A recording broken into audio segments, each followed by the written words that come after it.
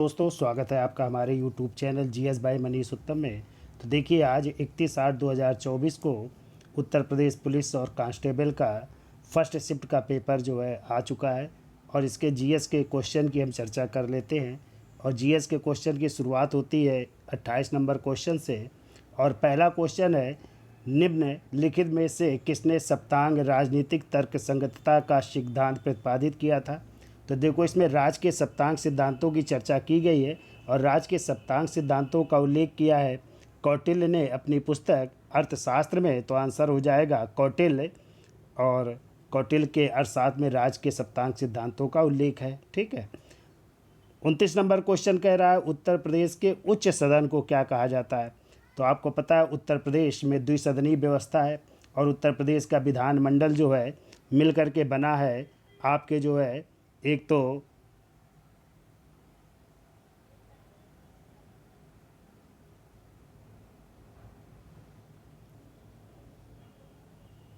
आपके जो है विधान परिषद, विधानसभा और राज्यपाल से मिलकर के बना है। तो इसका जो है आंसर होगा, कह रहा है उत्तर प्रदेश का उच्च सदन क्या होगा। तो उच्च सदन हो जाएगा आपका विधान परिषद हो जाएगा। तो 29 का डी हो जाएगा विधान परिषद। और आपको पता है कि भारत के जो है 6 राज्यों में ही विधान परिषद यानी द्विसदनीय व्यवस्था का उल्लेख है। और उसकी ट्रिक भी याद रखना हो तो कम्बुट याद रखिएगा, KAMBUT।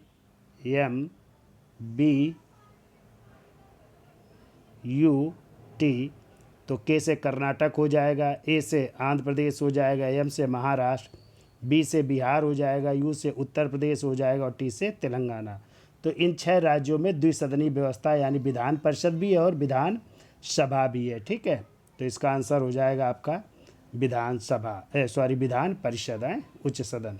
अगला क्वेश्चन कह रहा है, निम्नलिखित में कौन सा कथन क्वांटम उलझाव की अवधारणा का सबसे अच्छा वर्णन करता है। तो इसका आंसर हो जाएगा बी, यह एक ऐसी घटना है जिसमें कण इस प्रकार एक दूसरे से जुड़े रहते हैं कि एक कण की अवस्था दूसरे कण की अवस्था को तुरंत प्रभावित करती है, चाहे उनके बीच कितनी भी दूरी क्यों ना हो। तो 30 का बी हो जाएगा। 31 नंबर देखिए, कह रहा है भारत में राज्य स्तर पर वैट यानी वैट का मतलब होता है वैल्यू एडेड टैक्स या मूल्य वर्धित कर को किस वर्ष लागू किया गया था। तो वैट को लागू किया गया था 2005 में। ठीक है। तो 2005 हो जाएगा आंसर। अगला कह रहा है, निम्नलिखित में से कौन सी भाषा भारतीय संविधान की 8वीं अनुसूची में शामिल नहीं है। तो देखिए, जो भाषा 8वीं अनुसूची में शामिल नहीं है वो हो जाएगी आपकी अंग्रेजी। ठीक है। अंग्रेजी को अभी शामिल नहीं किया गया। तो 8वीं अनुसूची में 22 भाषाओं का उल्लेख है। जब आपका संविधान बना था तो उस समय 14 भाषाएं थी। 15वीं भाषा सिंधी को जोड़ा गया था 21वें संविधान संशोधन 1967 द्वारा जोड़ा गया था, 1967 द्वारा। और फिर आपको पता है कि 3 भाषाएं, नमक याद रखना, नेपाली, मणिपुरी और कोंकणी, इसको 71वें संविधान संशोधन 1992 द्वारा जोड़ा गया। और फिर 4 भाषाएं जोड़ी गई, BDMS, बोडो, संथाली, डोगरी और मैथिली, वो दोनों को जोड़ दीजिएगा तो 92वें संविधान संशोधन 2002 द्वारा जोड़ी गई हैं। तो इस तरह जो है आज 22 भाषाएं हैं 8वीं अनुसूची में। ठीक है। तो अंग्रेजी का अभी जो है 8वीं अनुसूची में शामिल नहीं की गई, तो इसमें अंग्रेजी हो जाएगा। कह रहा है भारतीय संविधान में का अनुच्छेद 340 किससे संबंधित है। तो देखो, वित्त आयोग अनुच्छेद 280 हो जाएगा। तो वित्त आयोग तो 280 में है। निर्वाचन आयोग आपका 324 में हो जाएगा। फिर संघ लोक सेवा आयोग की बात की जाए तो ये 315 में हो जाएगा। और जो पिछड़े वर्ग के आयोग की बात की गई है उसका उल्लेख है अनुच्छेद 340 में।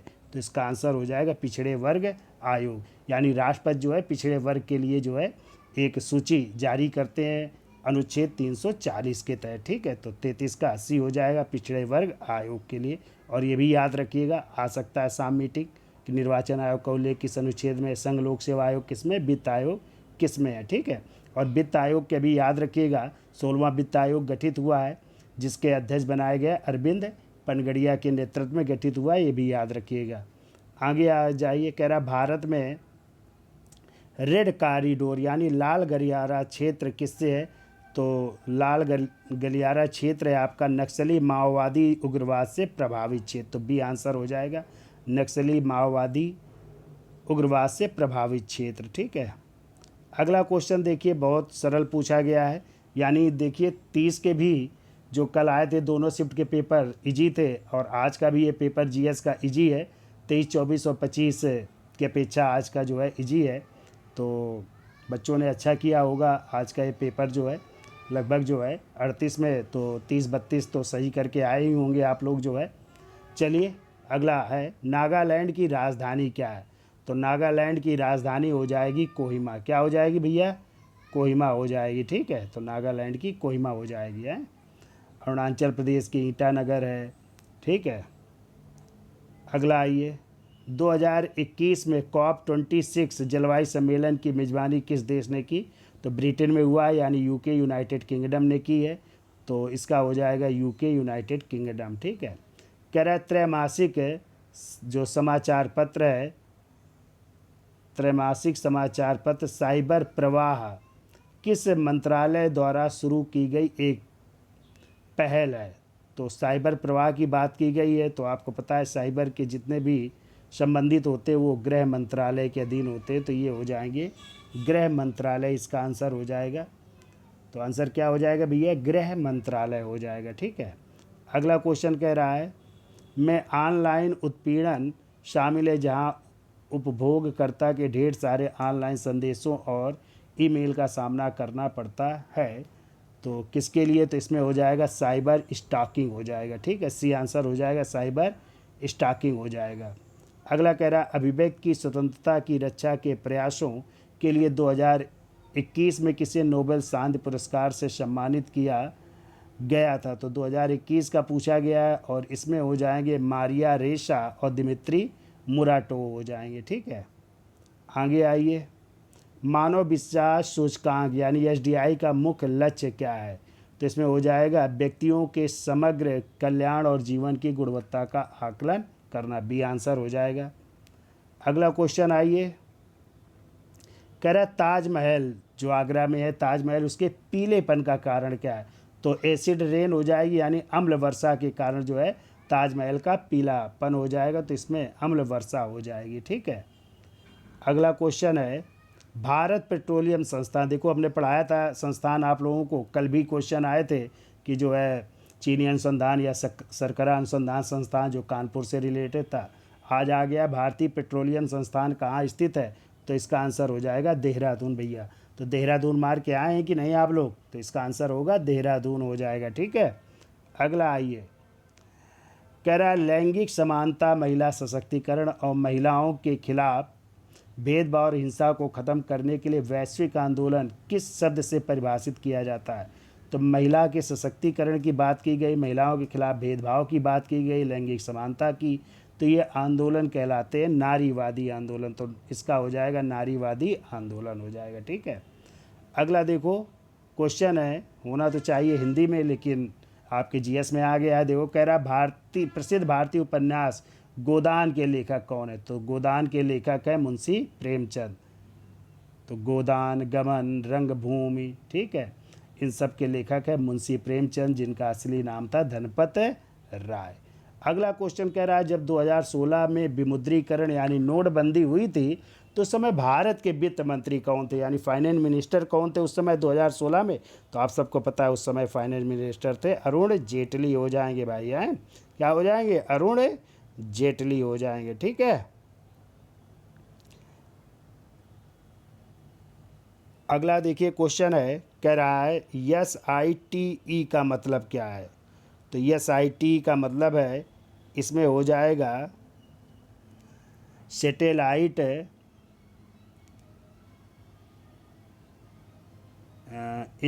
इंस्ट्रक्शनल टेलीविज़न एक्सपेरिमेंट होगा। सैटेलाइट इंस्ट्रक्शनल टेलीविज़न एक्सपेरिमेंट, यानी डी आंसर हो जाएगा। ठीक है, सैटेलाइट इंस्ट्रक्शनल टेलीविज़न एक्सपेरिमेंट हो जाएगा भाई। है, अगला कह रहा है संयुक्त अरब अमीरात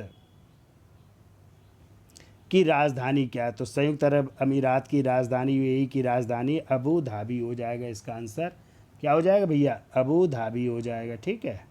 अगला क्वेश्चन कह रहा है,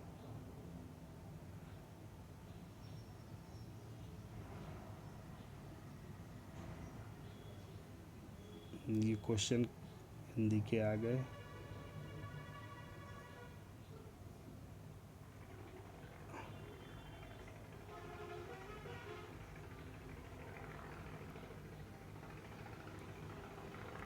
आगे जीएस के क्वेश्चन और होंगे, देखते हैं कहाँ पे है।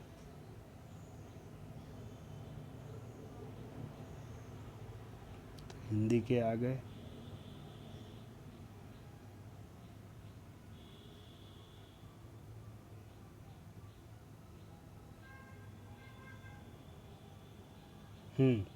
अब इसके बाद देखिए 35 नंबर से शुरुआत है।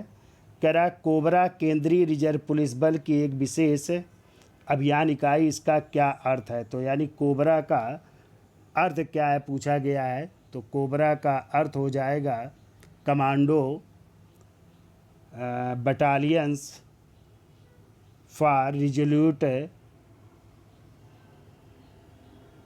एक्शन हो जाएगा, यानी बी आंसर हो जाएगा। Commando battalions for resolute action हो जाएगा। ठीक है।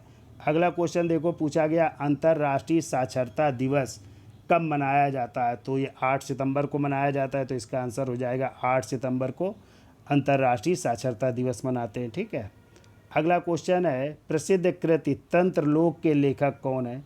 तो देखो तंत्रलोक के लेखक पूछे गए हैं, और तंत्रलोक के लेखक हो जाएंगे यहाँ पे अभिनव गुप्त हो जाएंगे। तो सी आंसर हो जाएगा अभिनव गुप्त। अगला कह रहा है आईएमएफ भुगतान संतुलन नियमावली के अनुसार वस्तुओं के आयात और निर्यात को प्रस्तुत किया जाना चाहिए, किस पर प्रस्तुत किया जाना चाहिए? तो इसका आंसर हो जाएगा एफओबी, एफओबी के आधार पर, यानी इसका आंसर हो जाएगा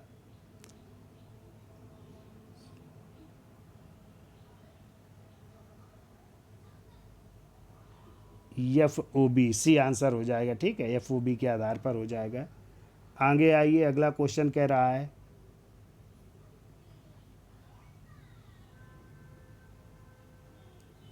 अच्छा आगे फिर क्वेश्चन नहीं है, आगे देखते हैं कहाँ पे जीएस के फिर शुरुआत होती है।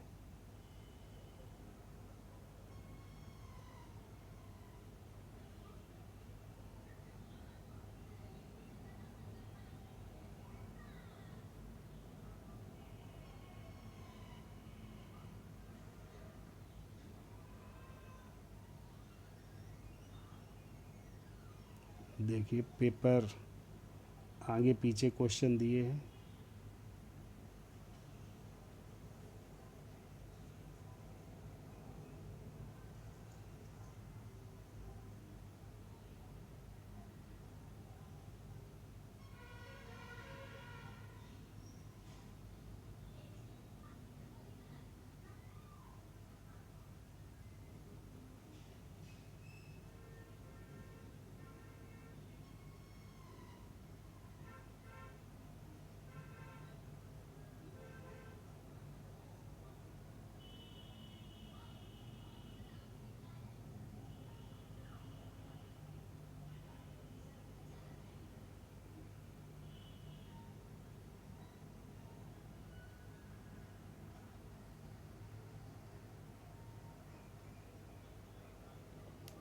आगे क्वेश्चन इसके 2-4 क्वेश्चन अभी रह गए हैं जिसका उल्लेख नहीं है यहाँ पे इस पेपर में शायद, चूँकि 28 नंबर से शुरू हुआ है तो आगे किसी में है। चलिए हम देखते हैं, दूसरा पेपर देखते हैं, उसमें शायद हो उल्लेख। तो जैसे आया था क्वेश्चन आपका जो है, खिलजी वंश के संस्थापक कौन थे? तो जलालुद्दीन खिलजी। एक आया था जो है विटामिन सी की कमी से कौन सा रोग होता है? स्कर्वी रोग होता है। ठीक है, देखते हैं जो है किस क्वेश्चन पेपर में है उसका उल्लेख, तो देख के बताते हैं। तो ये वीडियो अच्छा लगा हो तो लाइक करें, शेयर करें और सब्सक्राइब करें। धन्यवाद है।